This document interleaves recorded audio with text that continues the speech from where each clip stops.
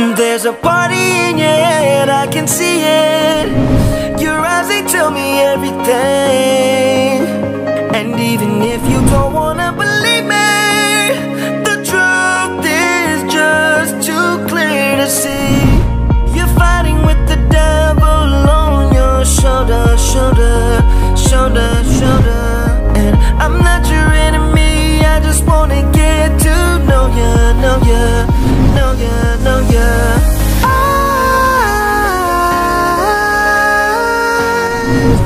You're vacant.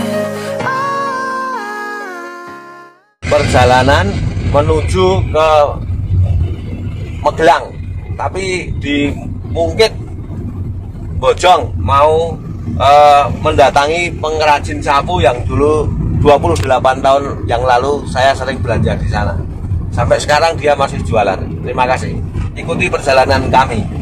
Terima kasih. Ini sudah sampai tempel.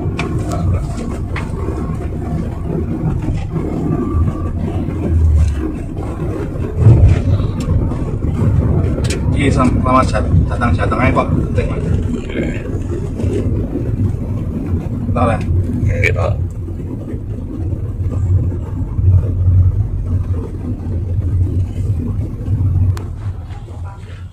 Jadi awal mula saya jualan sapu itu saya tidur di tempatnya Bude.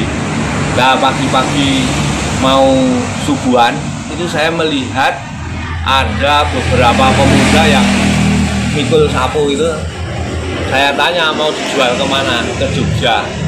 Dalam batin saya, ibu saya juga jualan sapu di Setori dari desa Bojong. Nah, Keprean Bojong. Terus pagi-pagi saya cari bakul yang membuat sapu. Mengapa kok saya nggak pulaan sendiri dari sini? Habis itu saya pagi terus pulang bawa motor, ambil uang, saya kulaan sapu. Nah, sapunya itu seperti ini.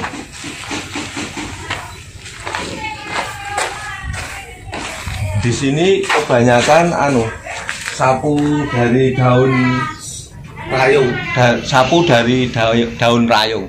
Tapi sapu dari daun rayung ini bisa dibikin bermacam-macam jenis. Mungkin ada lebih 15, walaupun bahannya tetap dari rayung, tetapi kemasannya yang berbeda-beda. Ada yang dikasih rafia, ada yang rafianya diikat.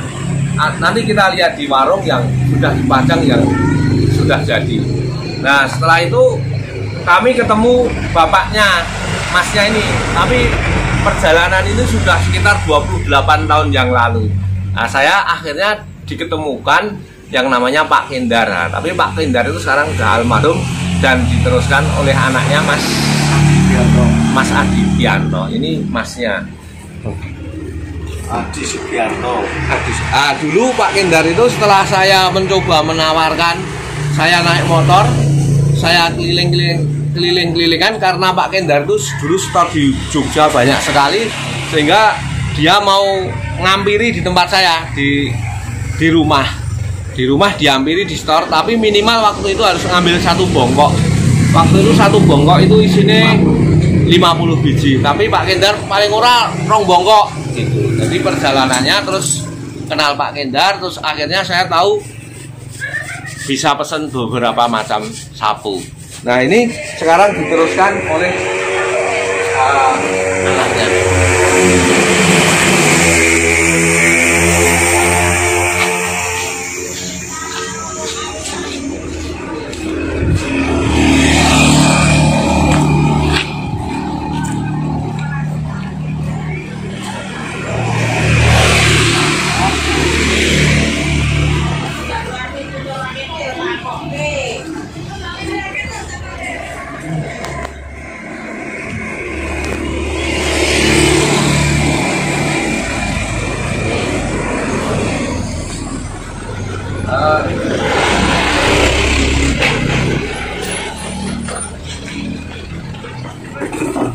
28 tahun yang lalu Pak Kendar itu termasuk pengusaha sapu di daerah Keprean yang paling besar ya. Iya. karena dia sudah punya mobil. Ya. Waktu itu lainnya masih udah dipikul dari sini sampai jalan, terus baru naik angkutan bis. Pak Kendar sudah punya mobil kol pickup itu.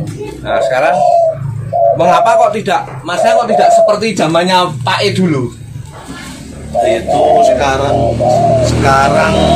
masalahnya gimana ya, untuk dari operasional sekarang kan buat ngasih untuk makan sehari penuh itu kan 1 kali makan itu, nanti kalau masih macet itu loh po snack, jadinya dipikir-pikir dihitung untuk kalkulasinya mending kita ngambil di rumah-rumah aja, tak kebul di warung sini itu aneh gitu. Memang untuk ukuran jual di warung mungkin iya, tetapi kalau untuk sektor yang partai besar seperti Pak Kendar dulu mesti harganya nggak masuk ya. Iya. Kalau ya. Pak Kendar kan dulu bapaknya ini ada yang ngambil 1 kali datang itu 1.000. Iya betul. 1.000. Nah, sekarang mungkin benar sistem masnya ini mengepul, tapi sebetulnya biaya produksinya mesti lebih murah kalau biaya kalau membuat sendiri ya memang ya. Zaman dulu saya juga diutangi oleh Pak Kendar itu, sekarang ngambil besok baru bayar gitu. Setelah kenal Pak Kendar kami bisa setor di supermarket, terus diberitahu karena Pak Kendar itu sudah pedagang sapu puluhan tahun ya, sehingga kami diberitahu barang-barang yang lain seperti kemucing, terus sikat, terus pel-pelan itu diberitahu sebelah. Jadi hampir semua dulu yang barang ada di supermarket itu Pak Kendar ngajari saya caranya begini-begini. Jadi sapu itu dibikin, sebetulnya bahannya cuma satu sama ya, tapi dibikin ininya variasi sehingga menimbulkan harga yang berbeda. Dibikin yang seperti ini kan cuma ininya yang berbeda saja. Bahan dari kain ada, dari kain, dari tali benang ada, dari bahan kayu juga ada. Ini dari seperti ini juga ada. Jadi sebetulnya sama, tapi disenikan saja. Sehingga kami bisa terus dibikin tingkatan harga.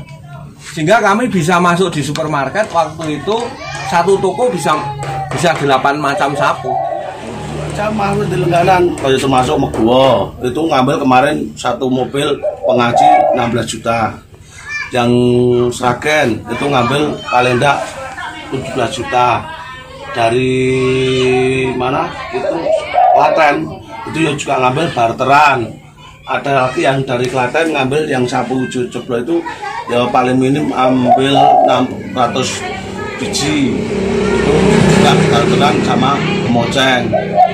Berarti tetap pemasarannya masih sama seperti dulu? Ya masih sama, cuma saya enggak kemakai seperti Bapak kalau keliling-keliling sampai ke kota Jogja, keliling sama ke Imogiri, enggak, saya cukup di rumah udah pada datang yang ngambil gitu. Oh iya, jadi memang alamnya udah berbeda ya? Berbeda, alamnya. Cuma dari sekarang kalau saya untuk seperti Bapak, karena saya keterbelakangan untuk itu pegawainya saya dihitung itu sama istriku itu mending kita beli dari produk pengrajin, kita ambil tamu di warung sini loh. Nah itu kan nggak kena operasional seperti ngasih makan itu loh, yang seperti snack sama makan itu 1 kali. Jadi kendalanya mungkin kayak dari tempat juga bisa. Saya cuma nggak punya tempat kayak kemarin itu bapak saya kan ngontrak sini juga. Itu tempatnya juga lebar, ada tempat buat untuk bahan, untuk yang ngerjani menampung karyawan juga ada. Kalau saya sekarang nggak ada, cuma punya warung ini tok buat nampung sabun itu aja. Ya kalau dulu mobil itu bisa masuk sampai depan rumah ya. Iya betul. Sekarang udah padat. Jadi mungkin mengapa masnya itu bisa bilang lebih enak digarap di rumah-rumah, karena memang barang home industry itu kalau dibikin seperti pabrik jam kerja harganya tidak masuk. Iya betul. Jadi kebanyakan mereka di sistem digarap di rumah sak selane sak tekane. Betul. Itu jadi intinya home industry itu kebanyakan dikerjakan di rumah-rumah sak tekane disambi. Setelah udah jadi nanti baru dikirim. Setelah jadi baru dikirim. Iya. Kendalanya apa Pak? Apa misalnya tadi kan seadanya. Nah jenengan pasang target nggak ke tiap rumah? Itu enggak tak target. Dari untuk yang pengrajin sendiri semaksimalnya bisa berapa? Misalkan kok 1 hari dapat 50 sampai 100 ya tetap ngomong mau ngasih berapa bisa. Kadang seminggu ada yang bisa kirim 500 biji ya tetap bayar. Untuk yang dari orang lain ada yang cuma 1 hari dapat 50 ya tak bayar. Iya, tapi kadang-kadang pas ewo juga libur. Ya betul. Jadi Itu kendalanya di situ. Kendalanya itu ada ewo, ada tinggal pergi, dia ya libur. Misalkan ada orang meninggal, ada punya hajatan atau kepergian keluar daerah, itu sing kendalanya misalkan pas banyak pesanan, nah itu kacaunya di situ. Nah itu memang kendalanya di home industry itu seperti itu. Kendalanya kita tidak bisa tegas. Iya, Sehingga biaya produksinya bisa murah tapi ada min plusnya. betul.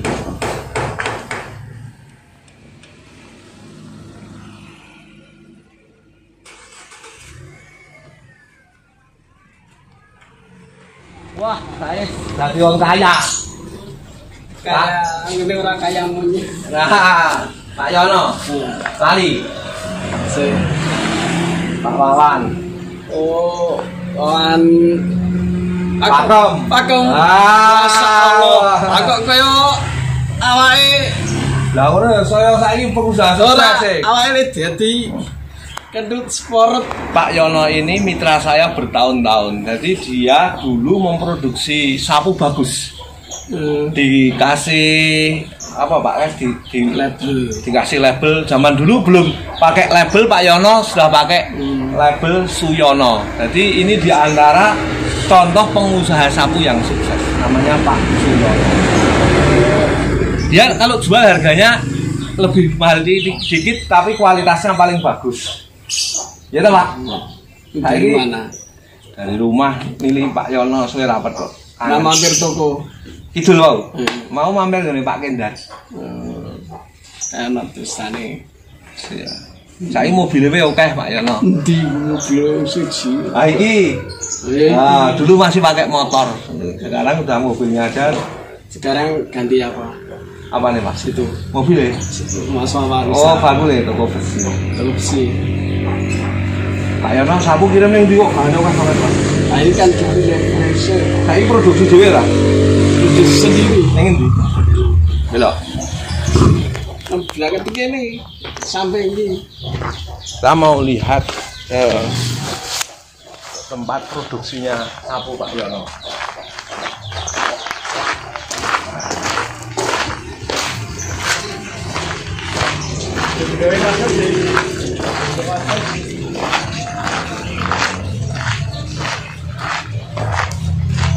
Andane budi Bu? Budi.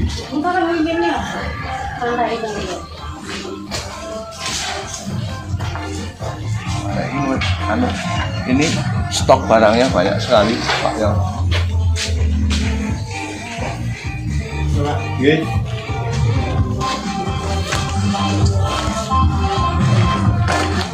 Stok barangnya bertruk-truk. Nanti ternyata memang dalam bisnis apapun itu selalu ada yang sukses. Apapun saja mesti ada yang sukses. Jadi sekarang dia stoknya bertruk-truk. Padahal dulu juga seangkatan saya pakai motor.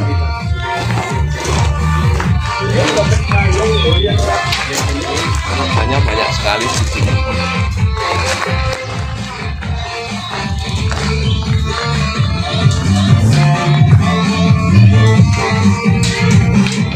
Halo Bu, udah beli sapu? Ini Pak. Monggo. Ini sapunya digarang dari bambu hijau biar menjadi kuning. Pak Yono ini sekarang sudah sukses besar. Rumahnya ada di tembok mubeng. Syukuri ngono. Ya, oke, sip. Saya store nang ndi wae Pak kok stoknya ngantek truk-trukan. Diambil, saya enggak stok, cuma diambil sama Pakistan. Kirim luar negeri. Ora kirim pokoknya aku tahunnya jual di rumah, saya tahunnya angkat barang tinggal uang. Oh, angkat barang dulu. Jadi ini memang udah 30 tahun aneh ya Pak ya jual sapu. Wis Udah puluhan tahun dia jualan sapu. Sekarang udah. ini nenek Mas Darut ini pamane kok Pak Harudin balik. paling aku tanah yang rumah diambil gitu. Oh, duit. Oke, gitu Pak Yono, terima kasih. Sukses. Amin.